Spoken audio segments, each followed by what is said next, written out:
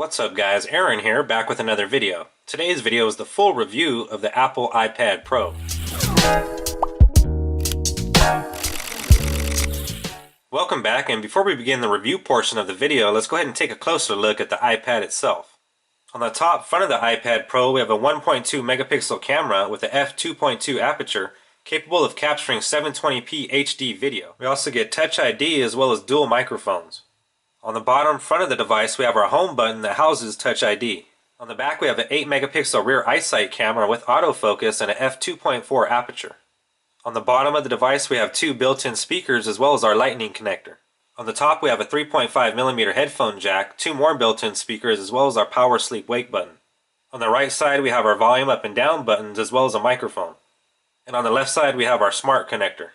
Now that we've gotten more familiar with the iPad Pro, let's go ahead and begin the review portion of the video. First, I'm going to talk about the things that I don't like, and then we'll get into the things that I do like. The first thing that I don't like is the price. The iPad Pro is available in 3 different colors and 3 different prices. The colors being silver, gold, and space gray, and the price points being $799 for a 32GB Wi-Fi only model, $949 for a 128GB Wi-Fi only model, and $1,079 for a 128GB Wi-Fi plus cellular model. In my opinion, that's way too expensive for what this tablet offers. Apple should have made the iPad Pro at the same price point as the current iPad Air 2s, then they could have lowered the iPad Air 2 price by $100. This way the maximum price for the iPad Pro would be what the iPad Air 2 used to be. Also, Apple should have never released a 32GB model of the iPad Pro at all. 64GB should be the minimum if this is supposed to be a PC or desktop replacement. The term Pro implies that this device could be your primary work machine, and if that's the case, 32GB is definitely not enough. So with that being said, even the entry-level iPad Pro I think is overpriced. The next thing that I don't like is it's nearly impossible to get the accessories. So when Apple introduced the iPad Pro, they also announced 2 essential accessories that separate the iPad Pro from the other versions of the iPad. First of which is Apple's new Smart Keyboard, which is powered by the iPad Pro itself and doesn't need to be charged separately. The Smart Keyboard looks extremely nice and takes advantage of Apple's new butterfly style keyboard, which exhibits less travel than previous scissor style keyboards. However, there's still 2 huge problems with the Smart Keyboard. Number 1 is the cost. It costs $169 before taxes. Number 2 is it's also impossible to get unless you wait 4 to 5 weeks, which is the listed wait time on Apple's website. And the second nearly impossible item to get that Apple announced with the iPad Pro is the Apple Pencil. Now, the Apple Pencil is a pressure-sensitive stylus designed specifically for the iPad Pro. Now, the Apple Pencil costs $99 and is also nearly impossible to get, and also shows a shipping time of 4 to 5 weeks. I think the Apple Pencil should have been included with the iPad Pro because it helps to properly demonstrate and showcase what the iPad Pro can do. I think Apple made a huge mistake by not having both the Smart Keyboard and Apple Pencil available at the time of launch of the iPad Pro. Now, they probably would have been able to convince a large amount of people if both accessories were immediately available, which would have left a huge impression when using the device for the first time. Instead, the thought that you're left with now is it's just a huge iPad, so that's something that I definitely don't like.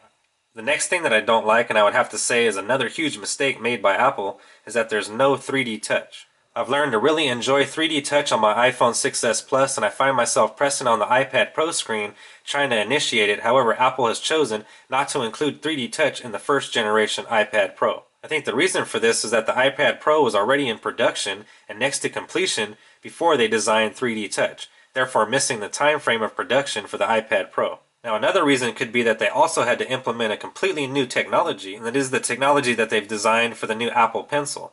Now, with that being said, when any company releases a new product, especially with the word Pro in it, I expect it to have all the features of the previous versions of the product and some awesome new features to help showcase the new device. So to me, Apple not including 3D touch in the new iPad Pro is a step backwards and a letdown. The next thing that I don't like is that the device is running iOS instead of Mac OS X. If the iPad Pro ran a version of El Capitan, this device would be amazing. Yeah, it can render 4K video in iMovie, but imagine running a full version of Final Cut Pro. Apple recently stated that they would never mix iOS with Mac OS X, meaning that they have no intention of putting Mac OS X on the iPad Pro. Now, Tim Cook was quoted saying that these are 2 separate categories, yet in the next sentence he says that the iPad Pro is a PC killer. In my opinion, the iPad Pro would have to run Mac OS X to be considered a true PC replacement. The next thing that I don't like is the limits and restrictions that are placed on multitasking. For instance, if I open up the multitasking screen with Safari open on the left and Twitter open on the right, I can't open up another Safari window on the right which would allow me to view two websites at once. So when I go to look at my multitasking pane, Safari is already used and cannot be used again. So I can switch between the specific applications that are available in the app switcher, but I can't open up two of the same applications side by side, which I really don't like. Now this is just a classic example of how you still need a laptop for proper multitasking. Yeah, you can hit the home button, but again, you're just switching between apps and not properly multitasking. Another limit and restriction is the picture-in-picture or playing a video while multitasking. I wasn't able to watch a YouTube video at the same time that I was browsing the web, and I found that I could only watch videos that were located on websites. Now when I did find a video that would play properly, it is pretty cool and definitely something I haven't seen before on an unjailbroken device. However, not being able to use the YouTube app to accomplish this task I think is a huge waste of a good feature. Yet another limit and restriction in multitasking is you can't drag a picture or text from one side of the screen to the other while in split screen mode. Yeah, you can copy and paste it from one screen to the other, but you can't drag and drop from one screen to the other, which is definitely something that I don't like. Now that we've gotten the things that I don't like about the device out of the way, let's go ahead and get into the things that I do like. The first thing that I like is the build quality. The iPad Pro is a beautifully built device that feels extremely premium in the hand, exhibiting almost identical features as the previous iPads, although there are some design changes, with perhaps the biggest design change other than the screen size being the inclusion of 4 speakers. The device is extremely big, however it's not heavy for its size.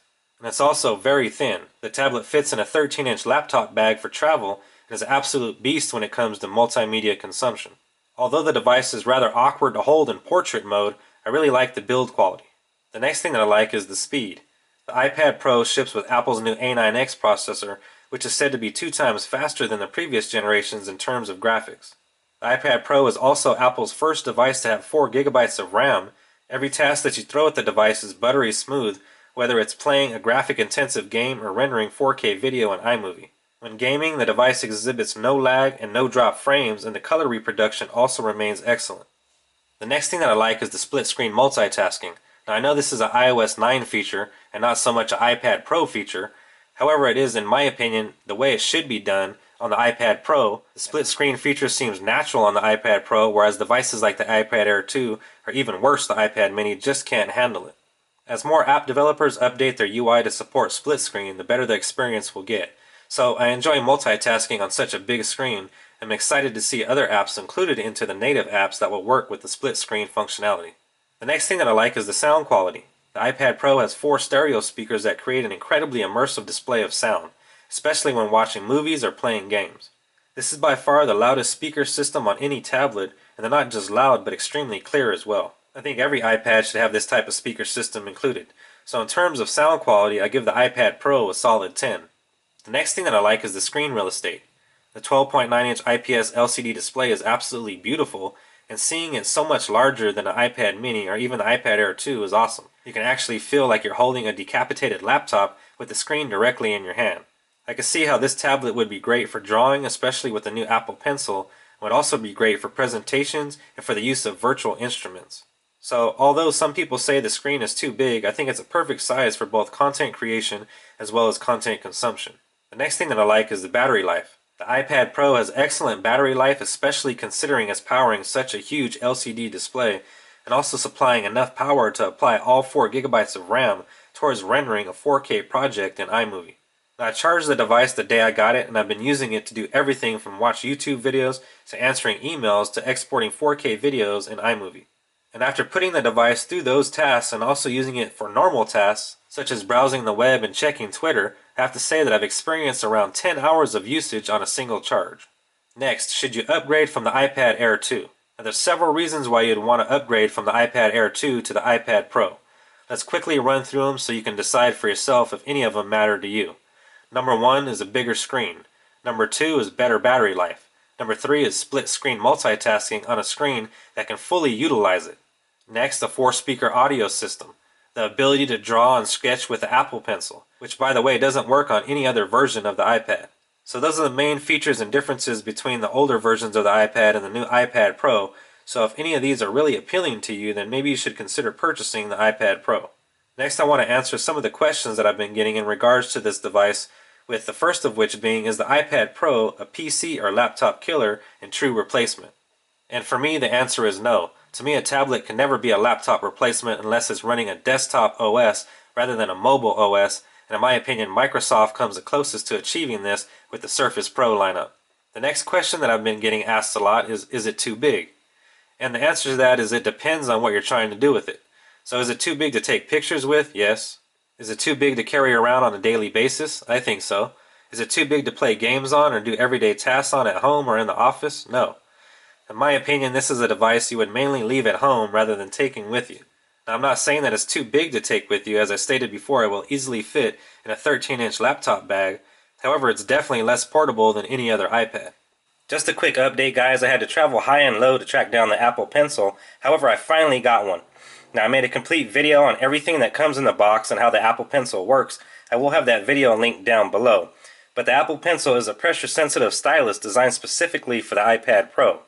Now, I went ahead and created a quick sketch just of a flower in a vase with some water along with some grass, clouds, and of course the sun. I'm surprised at how accurate the Apple Pencil is, and it definitely adds a whole new dynamic to the iPad. The palm rejection is amazing, and drawing on the surface of the iPad Pro feels as if you're drawing on paper with a glossy coat over it. Turning the Apple Pencil sideways allows for accurate shading, while pressing hard or soft determines the lightness or darkness of the line that you draw. I can see myself using the Apple Pencil pretty often to draw, and I'm sure my kids will want to use it for coloring and coloring book applications. If you own an iPad Pro, I strongly recommend getting the Apple Pencil. And lastly, my final thoughts.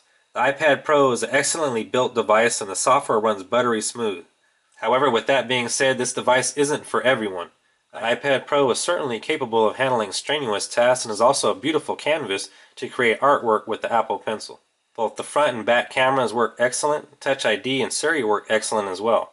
If the iPad Pro is running Mac OS X with full-fledged multitasking and the Apple Pencil came with the device, I would say that it's a must-have device. However, with Apple having no intention of applying a full desktop OS to the iPad Pro, I would say that the improvements that I would suggest on the iPad Pro 2 would be to include the Apple Pencil with the device, allow two of the same applications to be ran in split-screen multitasking mode, definitely add 3D Touch, and lower the entry-level iPad Pro price to the entry-level iPad Air 2 price, and lower the iPad Air 2 and iPad Mini prices accordingly. If you have any questions that you would like for me to answer that I didn't cover in the video, please feel free to leave them down in the comments section.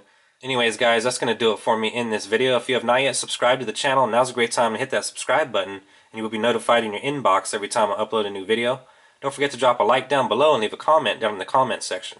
I'd like to take this opportunity to thank you guys for watching. As I mentioned earlier, my name is Aaron and I'll see you guys on the next one.